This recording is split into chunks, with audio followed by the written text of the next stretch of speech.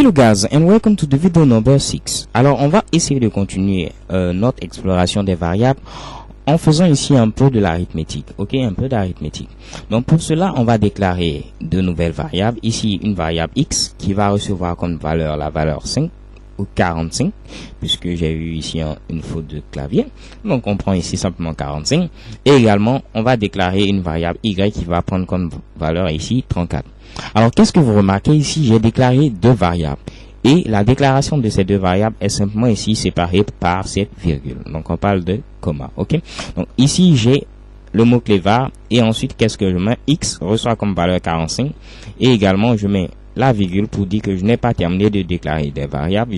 J'ai également la variable y qui reçoit comme valeur 34, ok? Alors, ce que nous allons faire, on va utiliser au lieu de document.write, on va utiliser cette fois-ci alert pour ne pas que vous oubliez également cette fonction qui permet de faire des tests. Alors, ici, on va afficher la valeur de x plus y. Donc, ici, on a simplement quoi? 45 plus 34. On doit donc avoir comme valeur 79. OK? Donc, actualisons notre navigateur Internet et chez Kebam, on voit apparaître ici la boîte de dialogue et qui a comme valeur 79. OK? On pouvait également utiliser document.write qui va permettre d'écrire cette fois-ci dans notre document HTML. So, document.write. Au lieu d'afficher cette fois-ci x plus y, on va afficher pourquoi pas x moins y. Ok? Donc, actualisons également le navigateur. Chez Kebam, on a 11. Puisque quoi? 45 moins 34 font bel et bien 11. Ok? On pouvait également mettre x fois y ou x divisé par y, ainsi de suite. Ok? Donc là, on va faire simple. On va essayer d'afficher cette fois-ci moins y.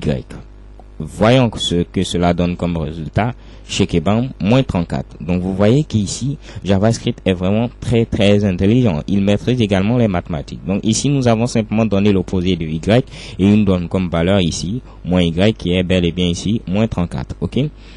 Donc c'est vraiment très basique comme opération on peut utiliser. Je vais vous montrer une dernière opération. C'est ici un dernier opérateur plutôt, c'est le modulo. Donc ici, cette fois-ci, je vais afficher x modulo y. Et je vais rapidement vous expliquer ce que cela signifie. Ici, on doit avoir comme valeur 0. Pourquoi? Parce que ici, le modulo retourne simplement le reste de la division entière de x et de y. Si je divise 10 par 5, j'ai comme quotient 2 et comme reste 0. Donc, raison pour laquelle x modulo y me retourne ici 0. Ok?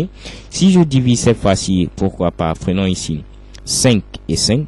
Donc 5 divisé par 5 me donne comme quotient ici 1 et comme reste 0. Donc si j'actualise ici, rien ne doit changer. Chez Kebam, toujours 0.